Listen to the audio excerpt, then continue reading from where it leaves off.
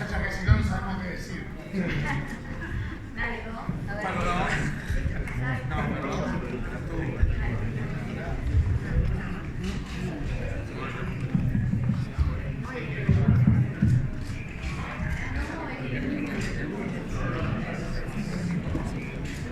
Papá, que le tapa la cámara.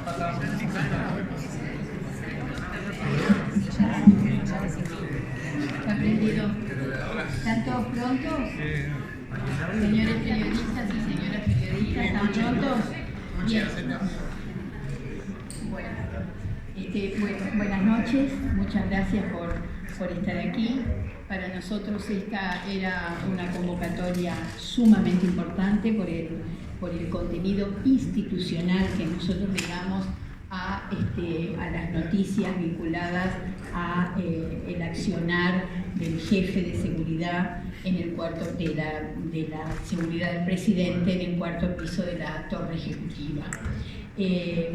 Una vez más nos encontramos con un discurso que es repetido en el gobierno, que en vez de hacerse cargo, es así como se han presentado y como llegaron al gobierno, vuelven a hablar del pasado y vuelven a hablar del Frente Amplio. Les diría que la única novedad, y después le doy la palabra al senador Sánchez, la única novedad que apareció hoy aquí en el Parlamento es que el jefe de seguridad de la seguridad presidencial no es el jefe de seguridad.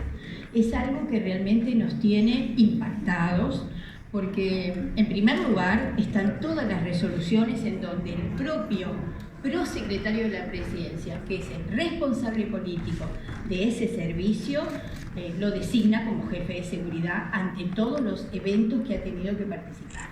Segundo, porque hay un sello que dice que es el jefe de la seguridad presidencial y nadie hace un sello en el Estado, y sabemos de lo que estamos hablando porque estuvimos en el Poder Ejecutivo sin la autorización de su superior.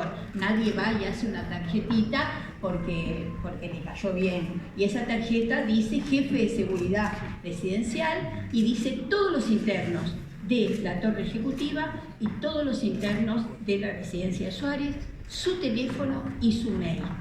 Y porque además, lo más grave de todo eso es que el prosecretario de la presidencia que viene hoy, después de que este tema es un escándalo público hace varios días en la sociedad, en la prensa, a dar la noticia de que el jefe no es el jefe, y sin embargo no lo hizo cuando empezó a aparecer, a circular esta noticia.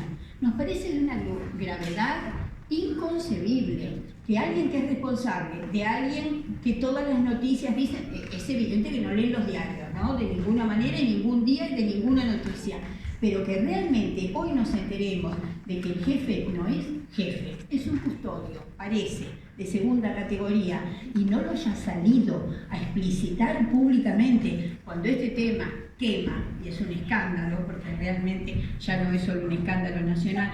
Y lo segundo que quiero decir, vuelven a repetir, casi que es un tema personal del presidente, es un tema de confianza, de que realmente lo engañaron en su confianza. Y para nosotros, lo queremos dejar muy claro, es un gravísimo problema institucional que no afecta al presidente de la calle Pou, afecta a la institución Presidencia de la República, con todo lo que eso conlleva, además de indudablemente el desprestigio de los documentos uruguayos hoy en el mundo, por lo tanto afecta a todos los uruguayos.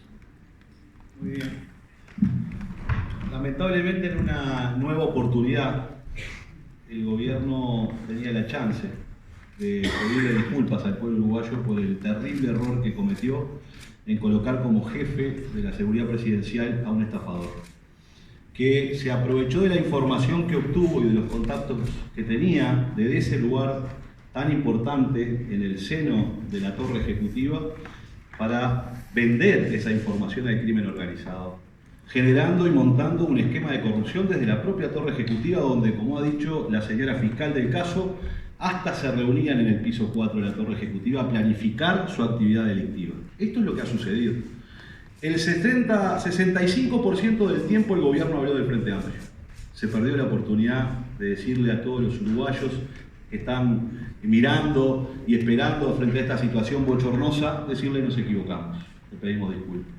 Pero además, lamentablemente, vuelven a mentir, como ha quedado demostrado. Faltan a la verdad.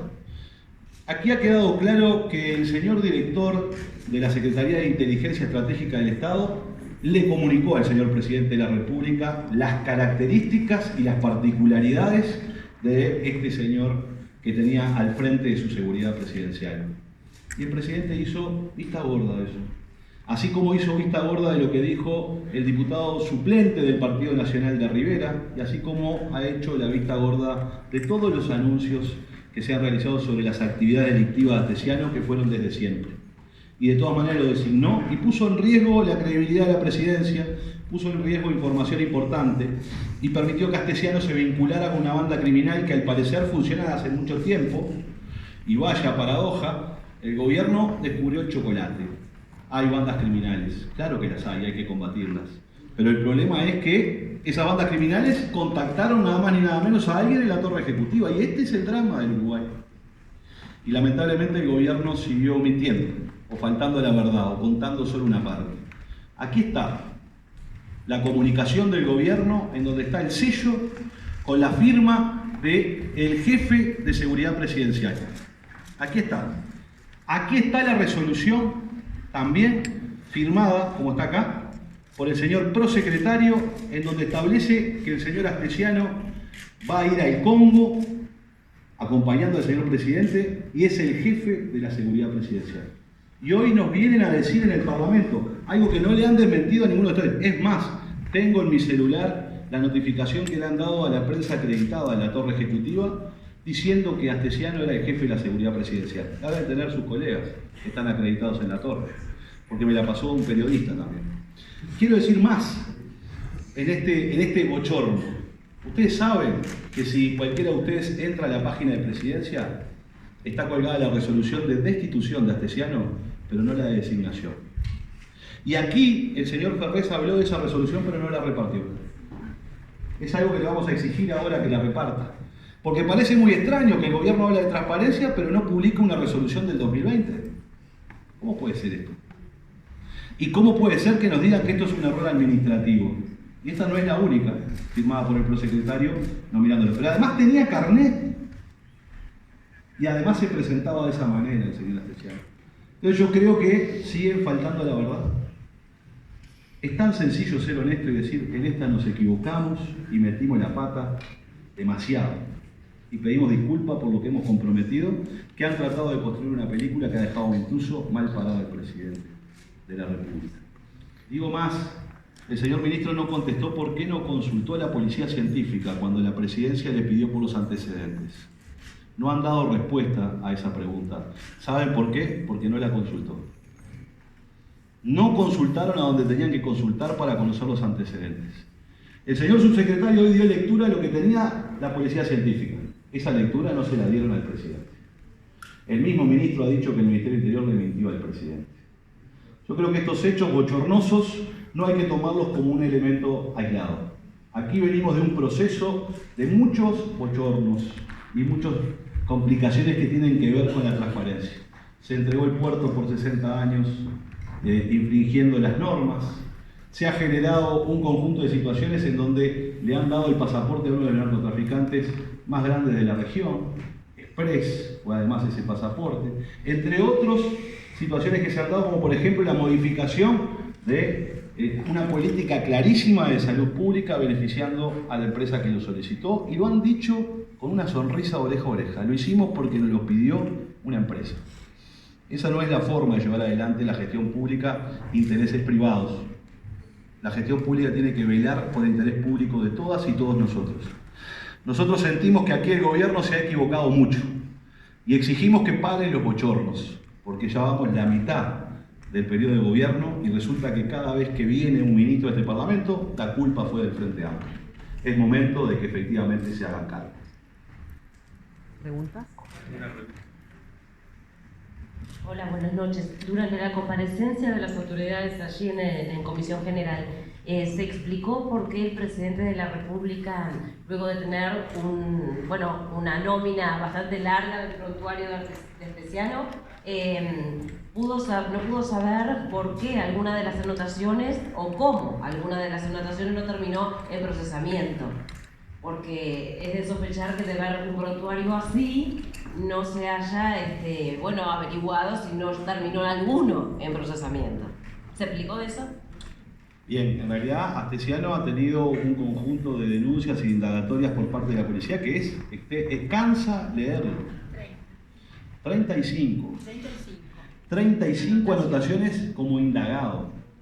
Y todos esos elementos, además estuvo preso en el 2013, y en el 2014, cuando era integrante de la seguridad, nada más ni nada menos que del hoy presidente de la República, ya en la campaña electoral del 2014, le cayó la sentencia de la justicia en el 2014.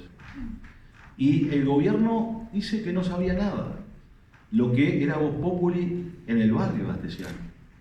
Entonces, aquí tenemos este problema que nosotros lo que cuestionamos es sobre qué base ética, sobre qué base de responsabilidad institucional el presidente decidió darle una tarea tan importante a Artesiano, que incluía cuidar a presidentes extranjeros que venían del Uruguay, conectarse y pedirle información a toda la policía, conocer todas las noticias policiales, que perfectamente eso pudo haber utilizado este señor para vendérselo al crimen organizado en este marco de corrupción que se montó lamentablemente en la torre ejecutiva. Y una cosa muy importante, además podía aportar armas, pero una cosa más importante, aquí el gobierno nos dice que nosotros acusamos que en la torre ejecutiva, en el 4º piso, se montó un esquema de corrupción. No lo decimos nosotros, lo dijo la señora fiscal cuando presentó su alegato ante el juez, en donde dice claramente que Artesiano con sus cómplices se reunían en la oficina del piso 4 de la torre ejecutiva y que incluso hablaron de dinero en ese lugar.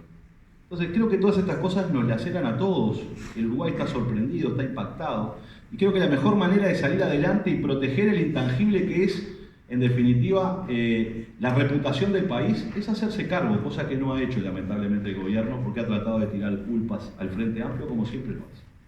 Buenas noches. Han hablado de bochorno, de falla institucional, de crisis, de escándalo. Son expresiones muy fuertes que involucran a toda la presidencia de la República. Hace pocos días se supo que algunos de los ciudadanos investigados ingresaron al país por excepciones firmadas por el secretario de la presidencia. La pregunta es, quiero saber, senador Sánchez, si usted directa o indirectamente negoció o acordó que la invitación que se cursó a Ferrés y a Garcé no incluyera a Álvaro Delgado en esta sesión de Comisión General. Gracias. En absoluto. Nosotros no acordamos nada. Aquí nosotros lo que hicimos fue convocar a los jerarcas directamente comprometidos. ¿De quién dependía el jefe de la seguridad presidencial? Del prosecretario de la República. Las tareas que tienen que ver con la inteligencia, ¿de quién dependen? Del director de la Secretaría de Inteligencia Estratégica. Y por supuesto el Ministerio del Interior, que fue el que él mismo asumió la culpa de haberle mentido al presidente, ¿verdad? Y esos son los jerarcas que han sido convocados. Y es cierto que cuando nosotros debatimos en nuestra bancada, discutimos si incluíamos a Delgado en la invitación. Es más, discutimos si incluíamos también al canciller de la República. Y entendimos que no era conveniente incluir a tantas personas porque se iba a diluir demasiado. Ustedes habrán visto que el sistema incluso de la comisión es 1 hora que tiene el gobierno para contestar. Pero digo más, la información con respecto al ingreso de ciudadanos rusos por la vía de la excepción firmada por el señor secretario de Presidencia, surgió la información en esos momentos. Nosotros hicimos un pedido de informe porque no tenemos, ¿saben qué? Cuando se cerraron las fronteras en este país, podrían ingresar personas, ciudadanos, extranjeros que venían a trabajar. Las empresas que necesitaban de esos, UPM, empresas que hicieron filmaciones en el Uruguay, etc., lo que hacían era fundar una solicitud, enviársela al ministerio correspondiente y decir, necesito que entre estas personas para trabajar en estas cosas. Y con esa fundamentación, aceptado por el ministerio correspondiente, era enviado a la presidencia para que se emitiera un decreto, en definitiva, de excepción. Bien, nosotros hoy no sabemos, porque no tenemos el expediente, cuál es el fundamento, y por eso hicimos un pedido de acceso a la información pública, cuál es el fundamento, ¿verdad?, de por qué entraron estas 2 personas. ¿Cuál es? No lo sabemos. ¿Qué empresa los pidió? ¿Bajo qué argumento? Que llevaron a que el secretario de la presidencia, como ha dicho públicamente, firmó más de 300. Está muy bien, pero hay que ver cuál es el fundamento y quién lo solicitó. Y entonces, esto nosotros hemos pedido esa información. Y cuando obtengamos esa información, que esperamos que la presidencia nos responda, porque recordemos que el caso Artesiano comienza en el 2020 con un pedido de informe que no contestó a la presidencia.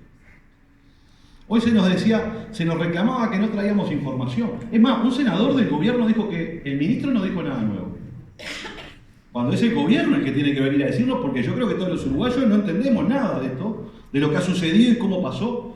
Y el mismo gobierno reconoce que el ministro no dijo nada. Y se nos pide a nosotros pruebas que no tenemos acceso a la información porque no la han brindado.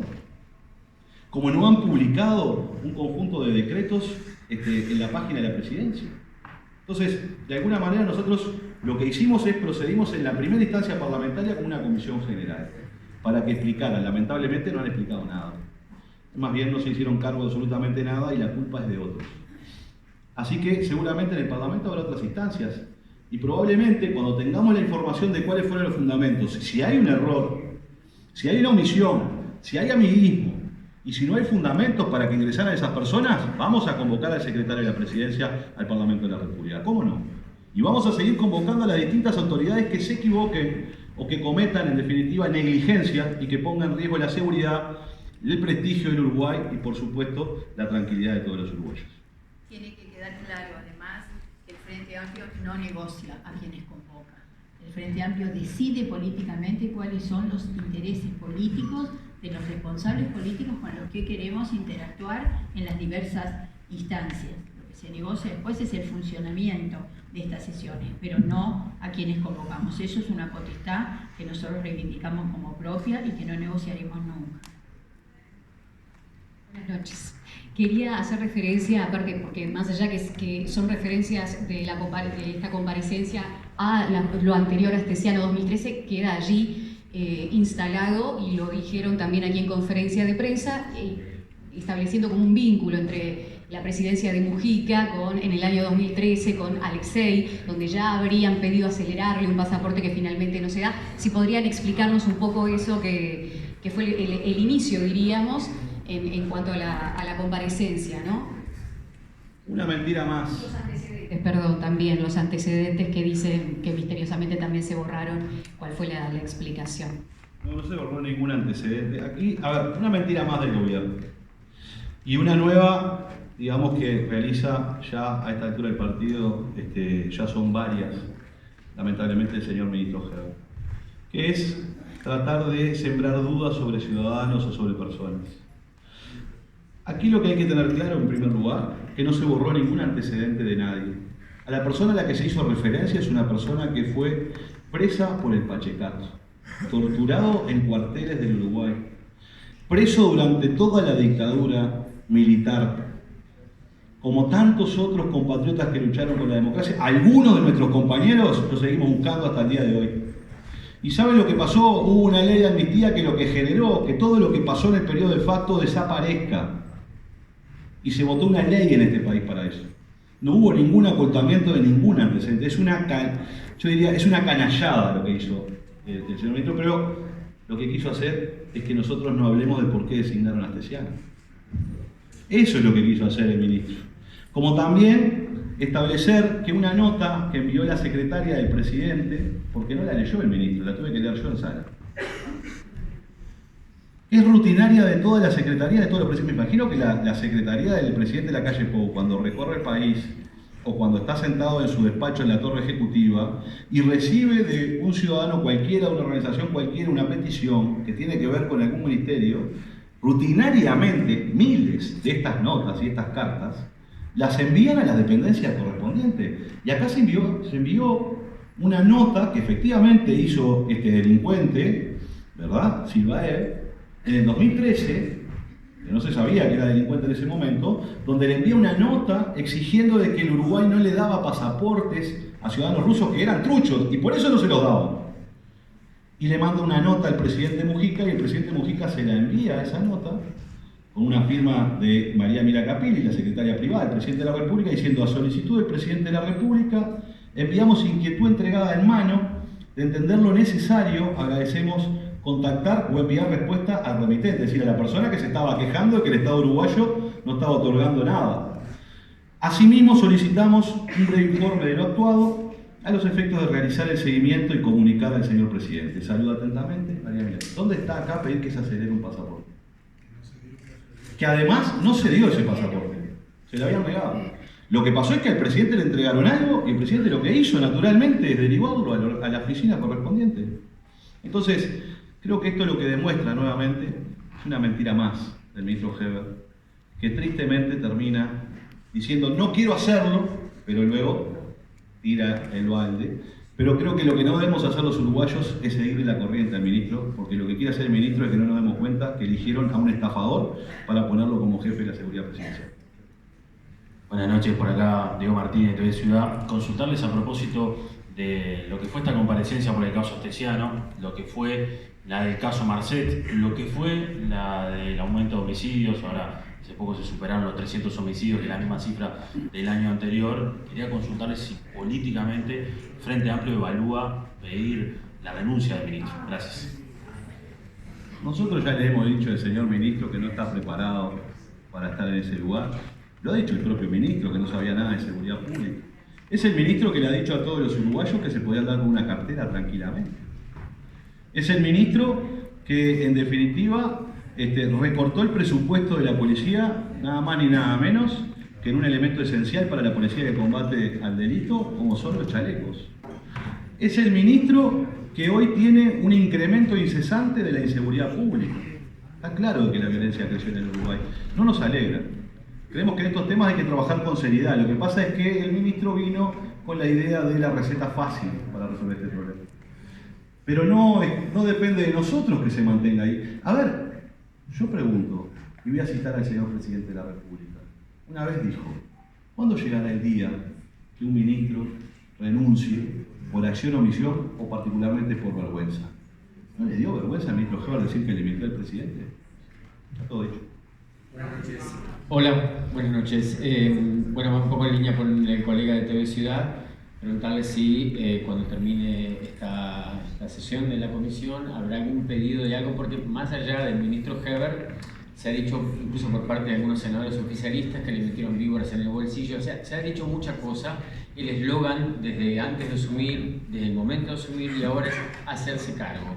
No queda claro qué es hacerse cargo, porque siguen todos en el mismo lugar y hay directores, hay bandos medios más allá del ministro. Alguien habrá puesto esas víboras, alguien habrá borrado antecedentes, alguien habrá hecho algo más allá de los encargados de la seguridad. Quería preguntar eso, y si ustedes saben como colegas por qué Cabildo Abierto no vinieron sus titulares, senadores y sí los suplentes. Si lo saben, si no, todo bien, gracias.